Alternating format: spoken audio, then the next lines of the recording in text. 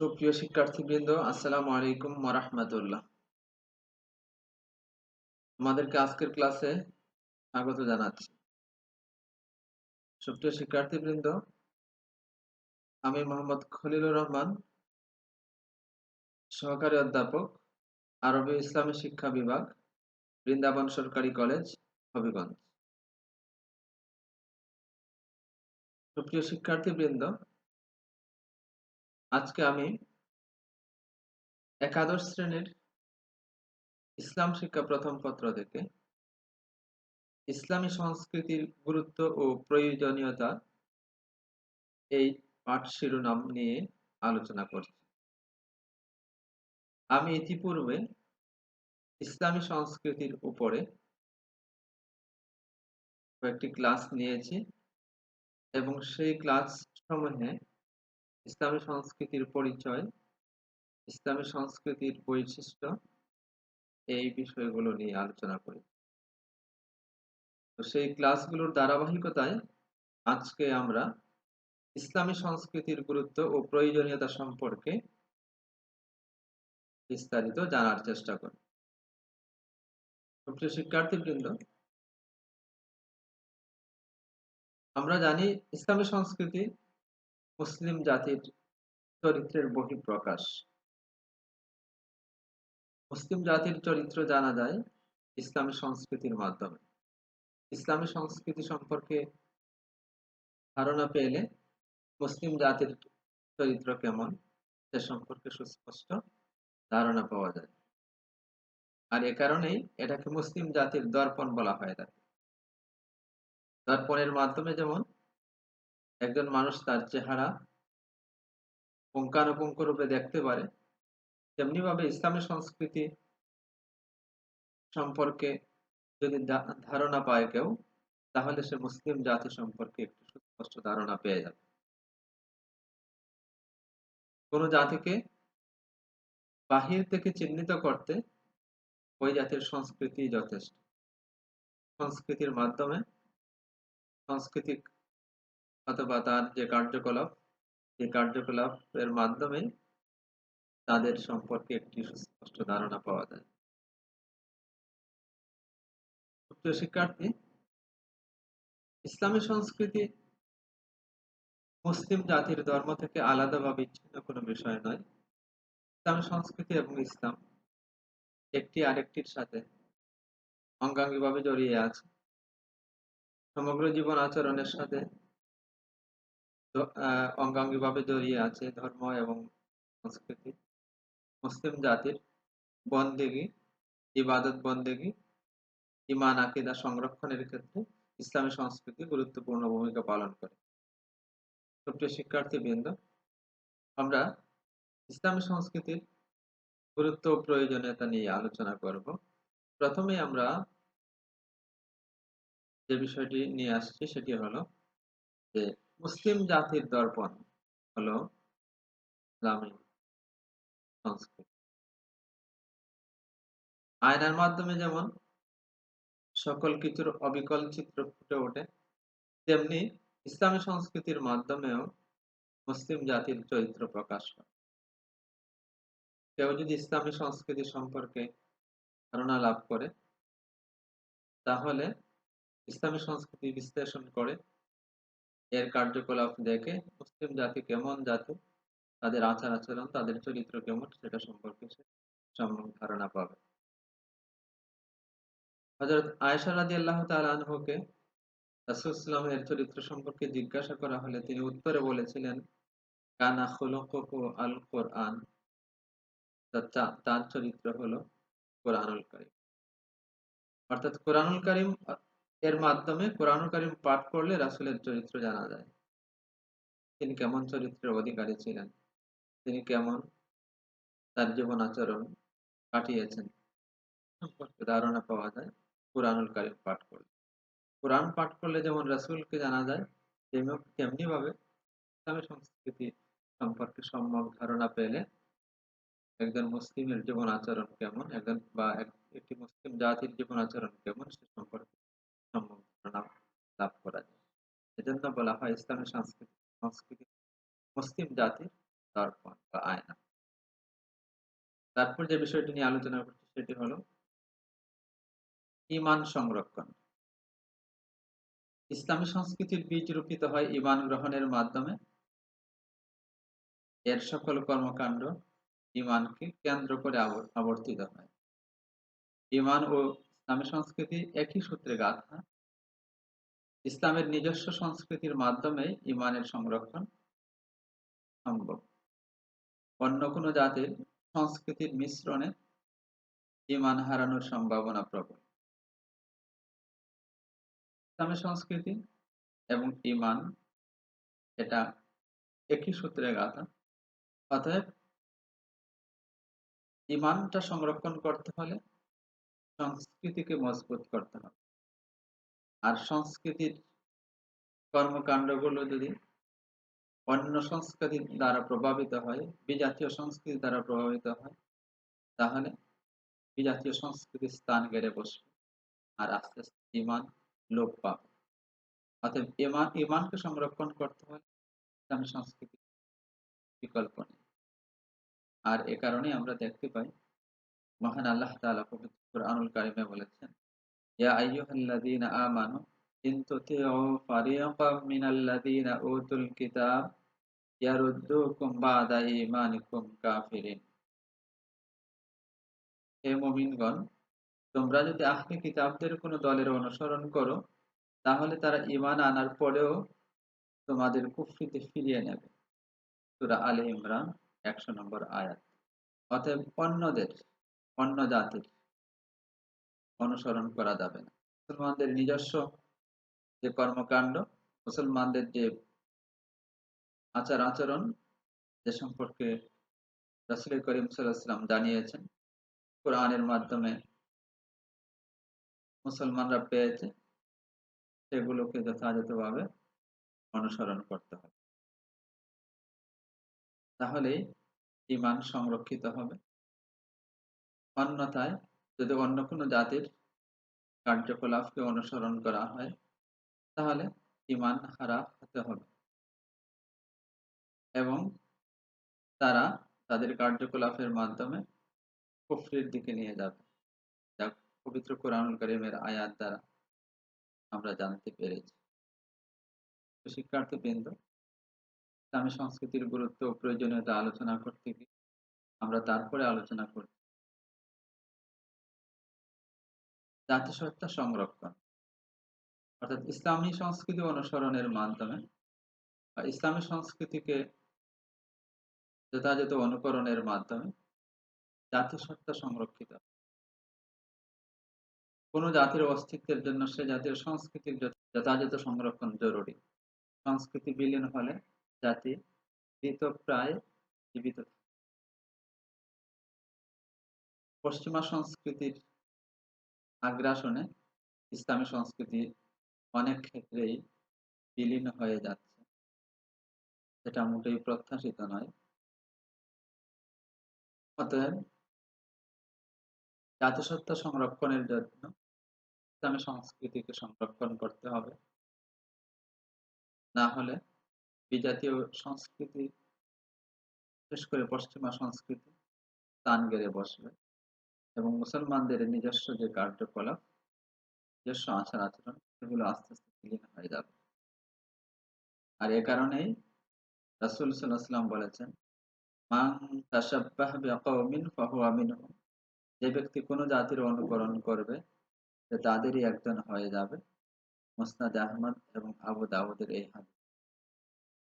অর্থাৎ অন্য জাতির কে অনুসরণ করা যাবে না, ইসলামী সংস্কৃতির অনুকরণের মাধ্যমে জাতিসত্তা সংরক্ষিত। আর এর অনুকরণ না করা হলে অন্য সংস্কৃতি স্থান গেড়ে বসে এবং অন্য সংস্কৃতি প্রাধান্য বিস্তার করে এবং একসময় ইসলামী সংস্কৃতি বিলুপ্ত হতে বাধ্য। শিক্ষার্থীবৃন্দ, তারপরে আমরা যে বিষয়টি নিয়ে আলোচনা করতে হলো যে আল্লাহ ও রাসূলের ভালোবাসা লাভ। ইসলামী সংস্কৃতির অনুসরণের মাধ্যমে বা ইসলামী সংস্কৃতির মাধ্যমে আল্লাহ এবং রাসূলের ভালোবাসা লাভ হয়। আল্লাহর দেয়া বিধানসমূহকে রাসূল সাল্লাল্লাহু আলাইহি ওয়াসাল্লাম বাস্তবে রূপায়ণ করেছেন। রাসূল সাল্লাল্লাহু আলাইহি ওয়াসাল্লাম তার গোটা জীবনে আল্লাহ তাআলা যে বিধানগুলো দিয়েছেন সেগুলোকে বাস্তব রূপ দিয়েছেন। রাসূলের প্রত্যেকটি কর্মকাণ্ড বা কর্মতৎপরতা ইসলামী সংস্কৃতির অপরিহার্য অংশ। অর্থাৎ রাসূল যা করেছেন সেগুলোই সংস্কৃতির অংশ। ইসলামী সংস্কৃতির মধ্যে তাই আছে। ইসলামী সংস্কৃতি অনুসরণের মাধ্যমে রাসূলকেই অনুসরণ করা হয়। আর রাসূলের অনুসরণের মাধ্যমেই মহান আল্লাহ তাআলার সান্নিধ্য লাভ করাও সম্ভব। আল্লাহ তাআলার সান্নিধ্য পেতে হলে রাসূলকে অনুসরণ করতে হবে। আর রাসূলকে অনুসরণের মাধ্যমে ইসলামী সংস্কৃতির অনুসরণ হয়ে থাকে। অর্থাৎ রাসূলকে অনুসরণ মানে ইসলামী সংস্কৃতির অনুসরণ। আর রাসূলকে অনুসরণ করলে আল্লাহর সান্নিধ্য পাওয়া যাবে। আর এ ব্যাপারেই মহান আল্লাহ তাআলা পবিত্র কুরআনুল কারীমে ঘোষণা করেছেন, কুল ইন কুনতুম তুহিব্বুনাল্লাহা ফাত্তাবিউনি ইউহিব্বুকুমুল্লাহ। সূরা আল ইমরানের ৩১ নম্বর আয়াতে মহান আল্লাহ তাআলা বলেছেন, হে নবী তুমি বলো, তোমরা যদি আল্লাহকে ভালোবাসো তাহলে আমারও অনুসরণ করো। আল্লাহও তোমাদের ভালোবাসবেন। তো আল্লাহ তাআলার ভালোবাসা পেতে হলে রাসূলকে অনুসরণ করতে হবে। আর রাসূলকে অনুসরণ করার মাধ্যমে ইসলামী সংস্কৃতির অনুসরণ হয়ে থাকে। অতএব আল্লাহ তাআলা এবং তার রাসূলের ভালোবাসা লাভের জন্য ইসলামী সংস্কৃতি অনুসরণ একান্ত প্রয়োজন। ইসলামী সংস্কৃতির অনুসরণের মাধ্যমেই আল্লাহর ভালোবাসা পাওয়া যাবে। ছোট্ট শিক্ষার্থীবৃন্দ, ইসলামী সংস্কৃতির গুরুত্ব ও প্রয়োজনীয়তা নিয়ে আমরা আলোচনা করছি। আমরা এ পর্যায়ে আলোচনা করব যে অপসংস্কৃতি প্রতিরোধ। অপসংস্কৃতির প্রতিরোধের জন্য ইসলামী সংস্কৃতির অনুসরণ একান্ত প্রয়োজন। ইসলামী সংস্কৃতি অনুসরণ না করলে অন্যান্য যে সকল সংস্কৃতি রয়েছে সেগুলো এসে আমাদের সংস্কৃতিকে বিলীন করে দেবে। আমাদের সংস্কৃতির কর্মকাণ্ডগুলো আর থাকবে না। অন্যান্য সংস্কৃতি স্থান পেয়ে যাবে। ইসলাম বিরোধী শক্তিগুলো ইসলামী সংস্কৃতি ধ্বংসের মাধ্যমে মুসলমানদের ঈমান আকীদার উপর আঘাত করতে চায়। ইসলামী সংস্কৃতির পুনর্জাগরণ না ঘটলে অচিরেই তা সমাজ থেকে মুছে যাবে। অস্তিত্ব টিকিয়ে রাখতে এবং অপসংস্কৃতির প্রতিরোধে ইসলাম সংস্কৃতির লালন ও এর সংরক্ষণের কোনো বিকল্প নেই। অপসংস্কৃতিকে রোধ করতে হলে ইসলামী সংস্কৃতিকে লালন করতে হবে এবং একে অথবা অন্য সংস্কৃতি এমনভাবে স্থান গেড়ে বসবে বা এমনভাবে ইসলামের সংস্কৃতিকে উচ্ছেদ করে দিবে যেটা ফিরিয়ে আনার কোনো থাকবে না। অতএব অপসংস্কৃতিকে প্রতিরোধ করতে হলে মুসলমানরা যদি তাদের নিজস্ব সংস্কৃতিকে ধরে রাখতে চান তাহলে অবশ্যই ইসলামী সংস্কৃতি লালন এর পৃষ্ঠপোষকতা একে সংরক্ষণের প্রয়োজনীয় পদক্ষেপ নিতে হবে। নতুবা অপসংস্কৃতি ফিরে ইসলামী সংস্কৃতি হারিয়ে যাবে। শিক্ষার্থীবৃন্দ, এ পর্যায়ে আমরা আলোচনা করি ইসলামী সংস্কৃতি এর অনুসরণের মাধ্যমে ইসলামীয় সংস্কৃতিকে সমাজ জীবনে বাস্তবায়নের মাধ্যমে ইসলামের পরিপূর্ণতা প্রকাশ। ইসলামী সংস্কৃতি একটি বৈজ্ঞানিক ও সর্বাধুনিক সংস্কৃতি। এ সংস্কৃতির মধ্যে কোনো অপূর্ণতা নেই, এটি পূর্ণাঙ্গ সংস্কৃতি। ইসলামী সংস্কৃতির পরিপূর্ণ বাস্তবায়ন করার অর্থই হলো ইসলামী শরীয়তের পূর্ণাঙ্গ বাস্তবায়ন। ইসলামী সংস্কৃতির বাস্তবায়নের মাধ্যমে ইসলামী শরীয়তের বাস্তবায়ন হয়ে থাকে। আর ইসলামী শরীয়তের বাস্তবায়নটা একান্ত প্রয়োজন এবং এ ব্যাপারে আল্লাহ তাআলাও নির্দেশনা দিয়েছেন। আল্লাহ তাআলার বাণী, ইয়া আইয়ুহাল্লাযীনা আমানু উদখুলু ফিস-সিলমি কাফা। অর্থাৎ হে মুমিনগণ পরিপূর্ণভাবে ইসলামে প্রবেশ করো। সূরা বাকারার ২০৮ নম্বর আয়াত। তো এই আয়াতের মাধ্যমে আমরা যে বিষয়টি পেলাম তা হলো যে ইসলামে পরিপূর্ণরূপে প্রবেশ করতে হবে। অর্থাৎ ইসলামী শরীয়তকে পরিপূর্ণরূপে অনুসরণ করতে হবে। শরীয়তের পূর্ণাঙ্গ বাস্তবায়ন থাকতে হবে। আর পূর্ণাঙ্গ বাস্তবায়ন মানে হলো ইসলামী সংস্কৃতির পূর্ণাঙ্গ অনুসরণ। ইসলামী সংস্কৃতির পরিপূর্ণ বাস্তবায়ন সমাজ জীবন। সমাজ জীবনে ইসলামী সংস্কৃতির পরিপূর্ণ বাস্তবায়নের মাধ্যমে ইসলামের মধ্যে পরিপূর্ণরূপে প্রবেশ করা সম্ভব। নতুবা পরিপূর্ণরূপে ইসলাম ইসলামে প্রবেশ করা সম্ভব হবে না। আর না হলে ইসলামী শরীয়তের বাস্তবায়নটা অপূর্ণাঙ্গ থেকে যাবে, যা কখনো মুসলমানদের জন্য কাম্য নয়। মুসলমানরা চায় ইসলামী শরীয়তকে পরিপূর্ণরূপে অনুসরণ করতে, আর এ ব্যাপারে আল্লাহ তাআলার নির্দেশনাও রয়েছে। অতএব ইসলামী সংস্কৃতিকে অনুসরণ করতে হবে ইসলামকে পরিপূর্ণতা দেওয়ার জন্য। ইসলামকে পরিপূর্ণরূপে বাস্তবায়ন করার জন্য ইসলামী সংস্কৃতি অনুসরণ একান্ত প্রয়োজন। শিক্ষার্থীবৃন্দ, আমরা ইসলামী সংস্কৃতির গুরুত্ব প্রয়োজনীয়তা নিয়ে আলোচনা করি। এ পর্যায়ে আমরা যে বিষয়টি আলোচনা করি তা হলো ইসলামের শ্রেষ্ঠত্ব প্রমাণ। ইসলামী সংস্কৃতির অনুসরণের মাধ্যমে ইসলামের শ্রেষ্ঠত্ব প্রমাণিত হয়। যে কোনো জাতির চরিত্রের বহিঃপ্রকাশ ঘটে তাদের সংস্কৃতির মাধ্যমে। সংস্কৃতির মাধ্যমে জাতির ভিতরের ও বাইরের চিত্র ফুটে ওঠে। কোনো জাতির ব্যক্তিত্ববোধ, সততা, ন্যায়পরায়ণতা, রুচিবোধ, উদারতা, বদান্যতা, নম্রতা, ভদ্রতা, সৌজন্যবোধ, নিয়মতান্ত্রিকতা প্রভৃতির মাধ্যমে এর বলিষ্ঠতা ও শ্রেষ্ঠত্ব প্রমাণিত হয়। এক্ষেত্রে ইসলাম তথা মুসলমানই সর্বশ্রেষ্ঠ জাতি। আর এ ব্যাপারে মহান আল্লাহ তাআলার বাণী, কুনতুম খায়রা উম্মাতিন উখরিজাত লিন-নাস, অর্থাৎ তোমরা সর্বোত্তম জাতি, সমগ্র মানব জাতির কল্যাণের জন্যই তোমাদের বের করে আনা হয়েছে। সূরা আল ইমরানের 110 নম্বর আয়াত। এই আয়াতের মাধ্যমে মুসলিম জাতিকে সর্বোত্তম জাতি হিসাবে উপস্থাপন করা এবং মানবতার কল্যাণের জন্য তাদেরকে প্রেরণ করা হয়েছে সেই বিষয়টাও স্পষ্টরূপে বলা দেওয়া হয়েছে। অর্থাৎ ইসলামের শ্রেষ্ঠত্ব প্রমাণিত হবে মুসলমানদের কার্যকলাপের মাধ্যমে, তাদের কর্মকাণ্ডের মাধ্যমে, আর এটা তাদের সংস্কৃতিরই একটি অংশ। শিক্ষার্থীদের ইসলামী সংস্কৃতির গুরুত্ব ও প্রয়োজনীয়তা আলোচনা করতে গিয়ে আমরা এ পর্যায়ে যে বিষয়টি নিয়ে আসি সেটি হলো দুনিয়া ও আখিরাতের সফলতা। মুমিন জীবনের চূড়ান্ত লক্ষ্য হলো আখিরাতের সফলতা লাভ করা। দুনিয়ার জীবনে ইসলামী সংস্কৃতি পালনের উপর পরকালীন সফলতা নির্ভর। ইসলামী সংস্কৃতি অনুসরণ মানে ইসলামের অনুসরণ, এবং এই অনুসরণের মাধ্যমে পরকালীন জীবনে সফলতা আসবে, এটা প্রত্যাশা করা যায়। তাই একনিষ্ঠভাবে ইসলামের বিধিবিধান তথা ইসলামের সংস্কৃতি পালন গুরুত্ব অপরিসীম। আর মহান আল্লাহ তাআলা এ ব্যাপারে বলেছেন, আল্লাহ তাআলার বাণী, ওয়াবাশশিরিল্লাযীনা আমানু ওয়া আমিলুস সালিহাতি আন্না লাহুম জান্নাত, অর্থাৎ যারা ঈমান এনেছে এবং নেক আমল করেছে তাদের তুমি সুসংবাদ দাও জান্নাতের। সূরা বাকারার 25 নম্বর আয়াত। অতএব ঈমানের আনা এবং এনে ঈমানের আলোকে জীবন পরিচালনা করা এবং এর মাধ্যমেই, এই আমল করার মাধ্যমেই যে কর্মকাণ্ড প্রকাশিত হয় সেটা তার সংস্কৃতির অন্তর্ভুক্ত, এবং এর মাধ্যমে পরকালীন জীবনে সফলতা আসবে। যেমন আল্লাহ তাআলা বলেছেন, যারা ঈমান আনবে এবং সৎ কাজ করবে তাদের জন্য জান্নাত।